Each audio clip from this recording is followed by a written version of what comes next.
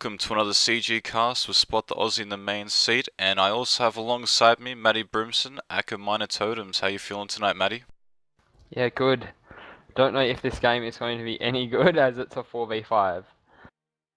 That's true. For the first cast I'll be casting, we unfortunately only have a 5v4 situation, but it'll be good for myself being an amateur in the main seat, so a bit of pressure's off with this 4v5 kind of a layout. We have, of course, Angry Birds playing GiaNt Gaming. Both teams have won the last 3 recent games, and in their last match when they versed each other, I believe GiaNt Gaming surprised Angry Birds by coming up against them 1-0 in defeat in an earlier CGO game this season.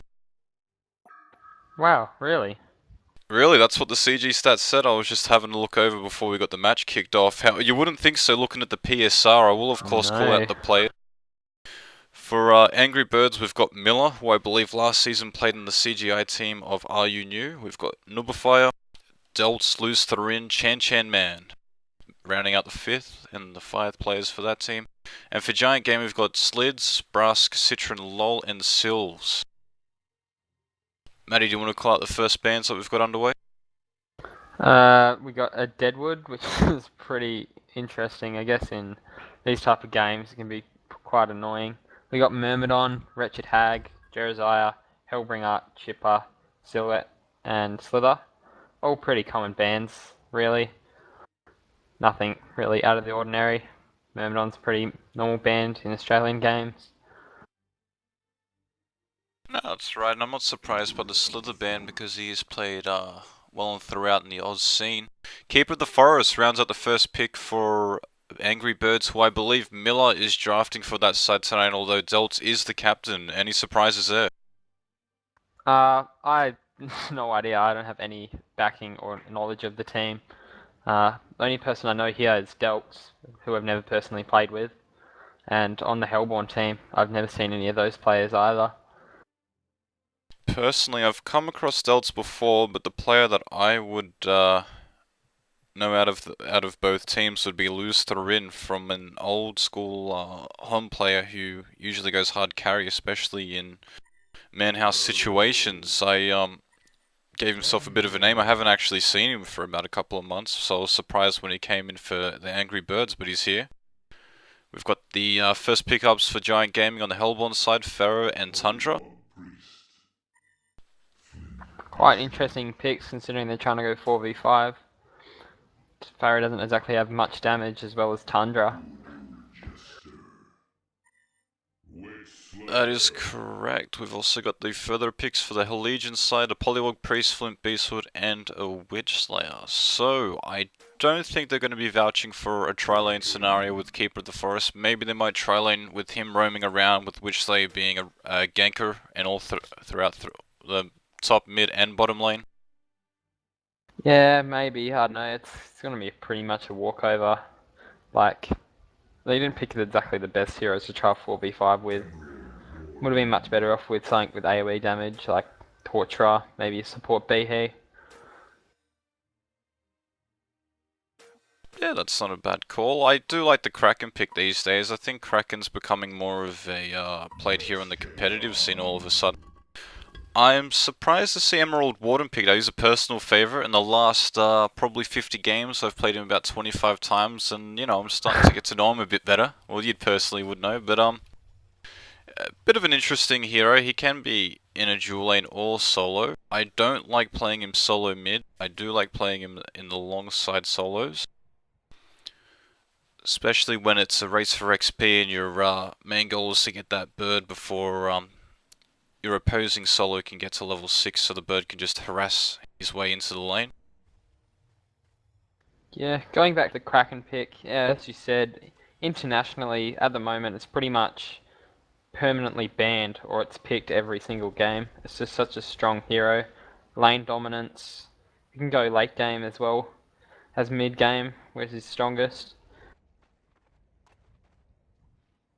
And Witch Slayer is quite a versatile hero. Not seen as much action as many other range support in the Australian scene as of late.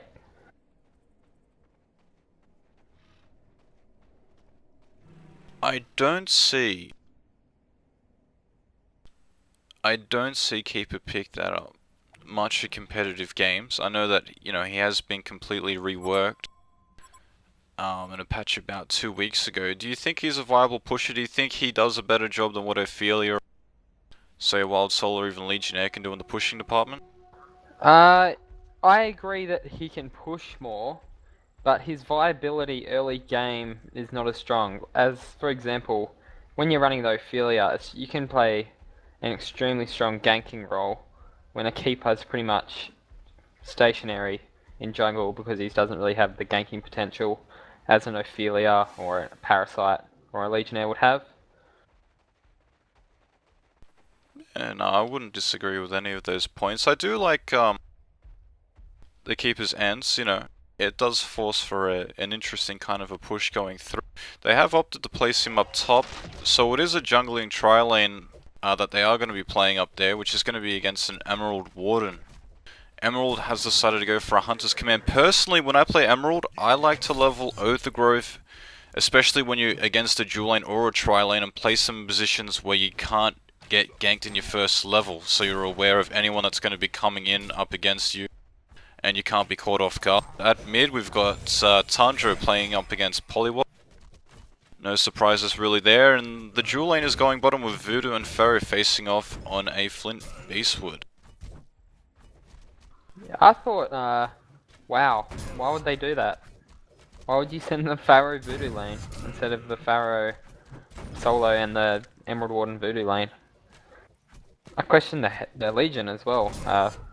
The Kraken Witch Slayer, they're much better off just putting the Kraken solo and having the Witch Slayer Flint Beastwood lane. Yeah, exactly. I would have thought they would have put the Slayer more of just a roaming kind of position where he goes from lane to lane, ensuring that the solos do get ahead of their opposition. Where instead it looks like they've opted just to put him up top and let him sit there and contest last hit against Emerald Warden. Quite questionable.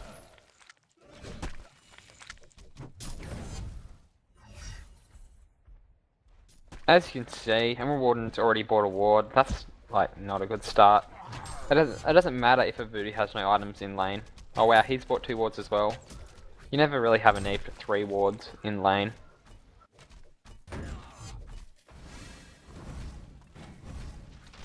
Tundra has also opted to go a Blood Chalice.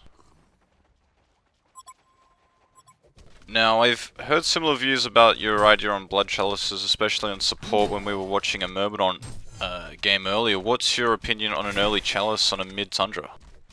I think you're better off getting the bottle, to be honest. Like, the roamability it gives you is so much greater, and the Blood Chalice only gives you mana, and it can be good for harassing and last hitting, I guess. That's really personal preference. Yeah, I do got to agree. Usually I like to play mid as a kind of a battle to who can first get their bottle for resources. Witchslayer is sitting up in the mid lane waiting for... Oh, we got some action bottom. Looks like Flint might get first blood. Yep. Just missed it, Matty. What actually happened? Flint got caught off, and then he turned it around. Voodoo was misplaced a bit. Pharaoh's wall kind of fucked Voodoo over a bit.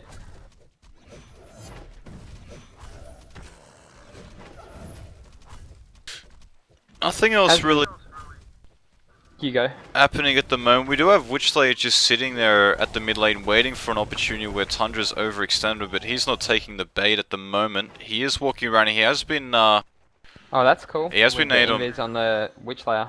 Nature's Protection, and he has put out the stun, but he's not going to do anything. It's just going to harass him out of the lane. We've got a bit of action about going down. Flint has been, I think it looked like he was roamed around from the back as Voodoo and Pharaoh just crept around him. Voodoo's opted to get the Cursed Ground instead of the Mojo, and I do agree with that, especially in a 2-on-1 lane that they actually have. Having a look at the top lane, we've got Emerald Warden still facing off against Kraken.